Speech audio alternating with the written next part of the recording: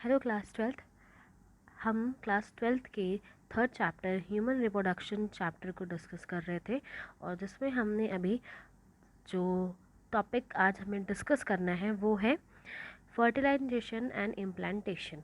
सो इसके प्रीवियस हमने पढ़ लिया है about the processes of spermatogenesis and oogenesis, यानी कि formation of sperm and formation of ovum हम प्रॉपर डिस्कस कर चुके हैं। सो आज हमें ये डिस्कस करना है कि जो स्पर्म एंड ओवम का फॉर्मेशन हुआ है, आफ्टर द फॉर्मेशन क्या प्रोसेस होती है। ठीक है। सो फर्स्ट जो पॉइंट है फर्टिलाइजेशन एंड इम्प्लांटेशन, उसको हम यहाँ पे डिस्कस करेंगे। सो जैसे ही आपको पता है बेटा, जो स्पर्म होता है वो रिलीज़ होता है from the male and during the copulation, यानी कि जो सेक्सुअल रिप्रोडक्शन प्रोसेस हो रही होती है, यानी कि जो इंटरकोर्स प्रोसेस है, इंटरकोर्स प्रोसेस के थ्रू बाय द पेनिस, जो मेल रिप्रोडक्टिव ऑर्गन्स हैं, उनसे स्पर्म रिलीज़ होता है and by the help of a vagina, वो वेजाइना के थ्रू फीमेल बॉडी में पहुंचता है। एंड जब वो फीमेल बॉडी के अंदर पहुंचता है, so you can see this point यहाँ पर लिखा हुआ है पेनिस।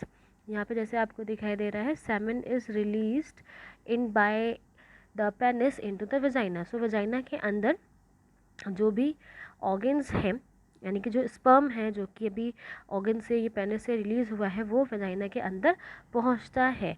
एंड जो स्पर्म होते हैं कैसे होते हैं बेटा, मोटाइल होते हैं। मोटाइल इन द सेंस कि वो मूव कर सकते हैं, वो मूव करके बहुत रैपिडली आगे बढ़ते रहते हैं। और जब वो मूवमेंट करना स्टार्ट करते हैं, सो जो आपको इससे प्रीवियस मैं oogenesis पढ़ा चुकी हूँ, या एंड फीमेल रिप्रोडक्टिव ऑर्गन भी बता चुकी हूँ। सो वहाँ पे हमने सर्विक्स एंड यूट्रस के बारे में पढ़ा था। तो जैसे ही वजाइना के ऊपर का जो पोर्शन है उसे हम सर्विक्स बोलते हैं, एंड आफ्टर दैट यूट्रस।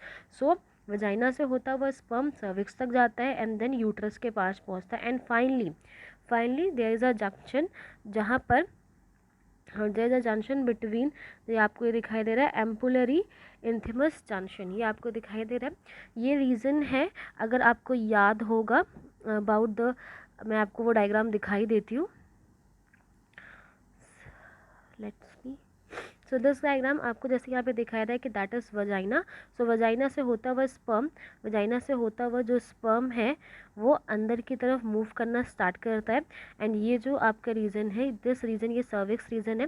सो पहले वजाइना के से वो स्पर्म अंदर की तरफ जाते हैं एंड सर्विक्स से होते होते वो यूट्रस में पहुँचते हैं। एंड आफ्टर दैट जो ये ट्यूब है, कौन सी ट्यूब, आफ्टर दैट जो इस ट्यूब की हम बात कर रहे हैं यहाँ पर, ये फॉलिकल ट्यूब, इसके अंदर पहुंच जाते हैं स्पर्म। एंड दिस रीजन, यहाँ पे आपको इंथिमस दिखाई दे रहा है और ये ampulla, that is isthmus and ampulla. So that's the reason. इस रीज़न पे क्या होता है बेटा, ये ओवरी के थ्रू, ओवरी से क्या निकलते हैं, ओवा निकलता है और वो यहाँ तक पहुँचता है, और वही ये सर्विक्स और यूट्रस से होता हुआ स्पर्म पहुँचता है। एंड एट दिस रीज़न वो यहाँ पर क्या होता है, इंथिमस एम्पुली जो जंक्शन है वहाँ पर स्पर्म एंड ओवम आपस में फ्यूज़ हो जाते हैं। और जैसे वो फ्यूज़ होते हैं देन हैप्लॉइड्स, एक हैप्लॉइड स्पर्म में होते हैं, सेल होती है स्पर्म और एक फीमेल बॉडी के अंदर, और दोनों ही मिलकर एक डिप्लॉइड जाइगोट का फंक्शन करते हैं। राइट। सो इतना हमने पढ़ा। हम वापस चलते हैं हमारे पेज के ऊपर जिसको हम डिस्कस कर रहे थे। ओके। सो जैसे कि आपने पढ़ा कि ovum is released by the ovary, ovums के थ्रू ओवरी, ओवम रिलीज होता है by the ovary and transport होता है एम्पुलरी इंथिमस रीजन पे, एंड दोनों वहाँ जाकर फर्टिलाइज करते हैं। सो इट्स वेरी, बहुत नेसेसरी है बेटा कि ये जो फंक्शन है या फिर जो फ्यूज़न है वो उसी पर्टिकुलर जंक्शन पे होना चाहिए। अगर वो उस पर्टिकुलर जंक्शन पे नहीं होगा, सो फर्टिलाइजेशन यानी कि जो प्रॉपर फ्यूज़न है वो नहीं हो पाता है, और जिसकी वजह से प्रेगनेंसी नहीं हो पाएगी अगर वो उस पर्टिकुलर रीज़न पे नहीं फर्टिलाइज होगा। इसीलिए होता है बेटा कि जो वो भी प्रोसेसेस होती हैं, यानी कि जो इंटरकोर्स होता है, हर इंटरकोर्स के का रिजल्ट प्रेगनेंसी नहीं होता, बिकॉज जो फर्टिलाइजेशन है वो एट दैट पर्टिकुलर जंक्शन, जो मैंने भी प्रीवियस आपको दिखाया, उसी पे होना चाहिए। ठीक है। So the process of fusion, जो प्रोसेस ऑफ फ्यूज़न है, यानी कि जिसमें ये fusion of sperm in with ovum. So process of fusion होना स्पर्म का ओवम के साथ क्या कहलाता है, फर्टिलाइजेशन कहलाता है। So as you can see in this diagram, जैसे आपको ये डायग्राम यहाँ पे दिखाई दे रहा है बेटा, जिसमें क्या है, जिसमें एक ओवम है एंड ओवम के ऊपर बाहर 2 लेयर होती हैं, जैसे जोना पेडियोसा बोला जाता है एंड कॉर्निया कोरोना रेडियाटा। सो ये 2 जो लेयर्स हैं यहाँ पर।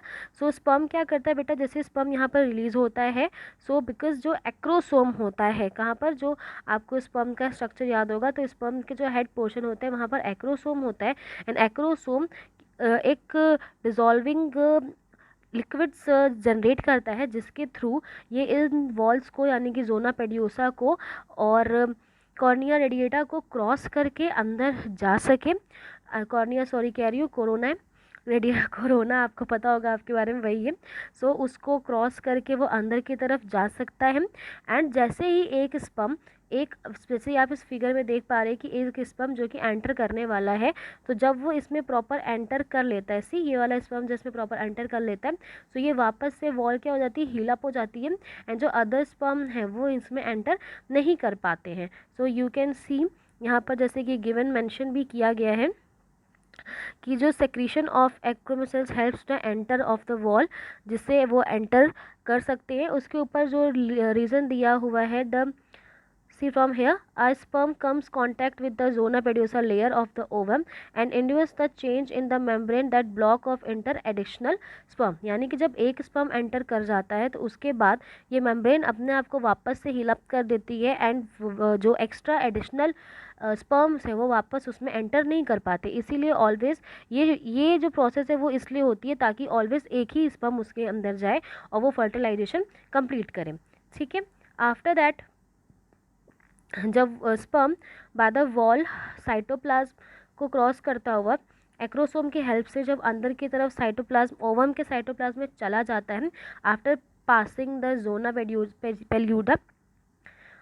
पेलिस्यूडम एंड प्लाज्मा मेम्ब्रेन को क्रॉस करता हुआ, प्लाज्मा मेम्ब्रेन को क्रॉस करता हुआ वो अंदर की तरफ पहुंच जाता है।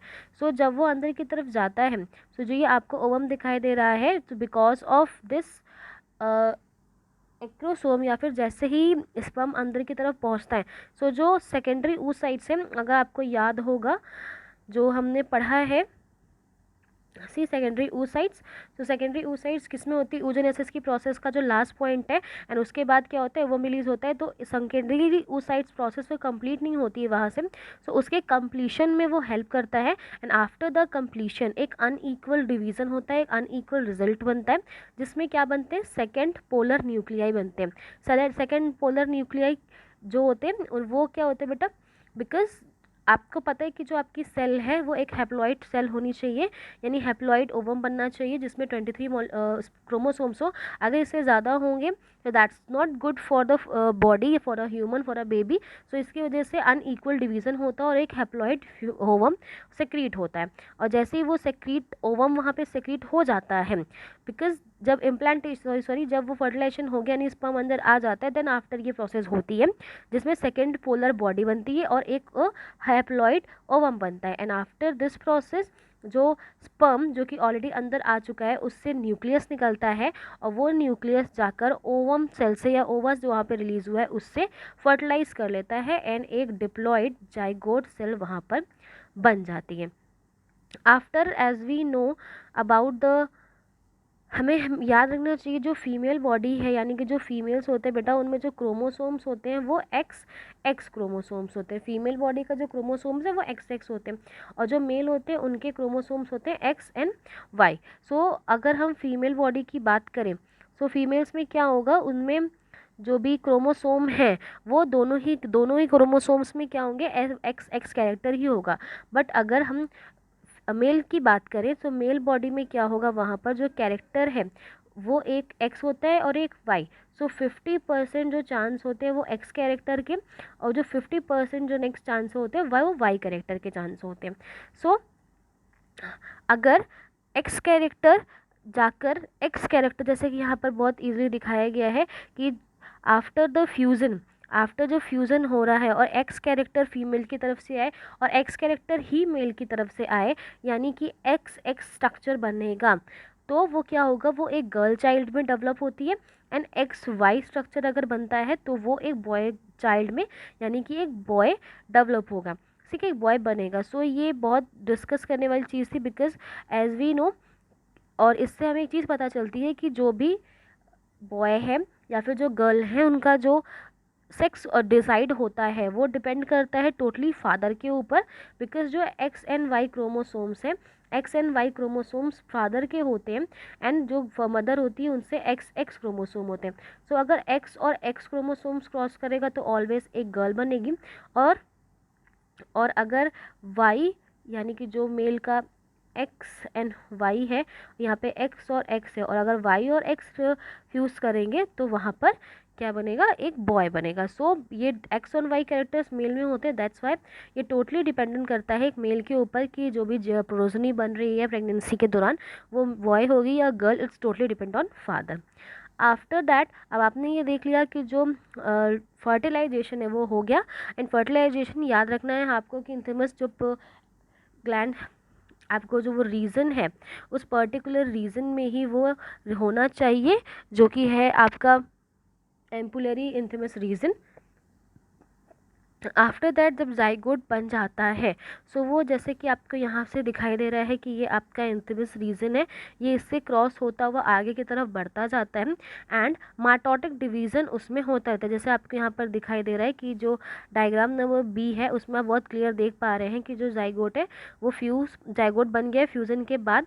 And that C D and E F धीरे धीरे क्या हो रहा है, इनमें क्लीवेज होना स्टार्ट हो जाती है, सेल्स माइटोटिक डिवीज़न के थ्रू बनना स्टार्ट हो जाती हैं।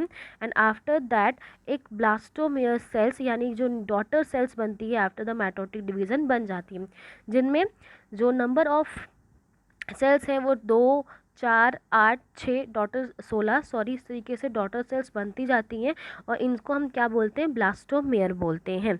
जब एक एम्ब्रियो में 8 या 16 सेल्स होती हैं, ब्लास्टोमेयर्स होती हैं, तो इस स्टेज को हम बोलते हैं मॉर्फ, ये जो स्टेज है बेटा उसे मॉड्यूलर स्टेज कहा जाता है, बिकॉज इस स्टेज में जो सेल्स हैं उसमें 8 to 16 सेल्स उसके अंदर होती हैं। एंड देन मॉड्यूलर सेल्स में कंटिन्यूअस डिवीज़न होता रहता है। And after the continuous division एक ब्लास्टोसिस्ट सेल्स बनती है। And blastocyst cells further uterus की तरफ क्या होती है, बढ़ती जाती है। जो आउटर लेयर है, जो ब्लास्टोमेयर है, जो कि पहले मैंने बताया था आपको, तो जो ब्लास्टोमेयर की सेल्स होती हैं वो आउटर लेयर बनाती हैं जिसे ट्रोफोब्लास्ट कहते हैं। और जो इनर सेल्स होती हैं वो इनर सेल्स आगे जो इनर सेल्स जो ट्रोफोप्लास्ट के अंदर की सेल्स होती हैं इनर सेल्स नाम दिया गया है।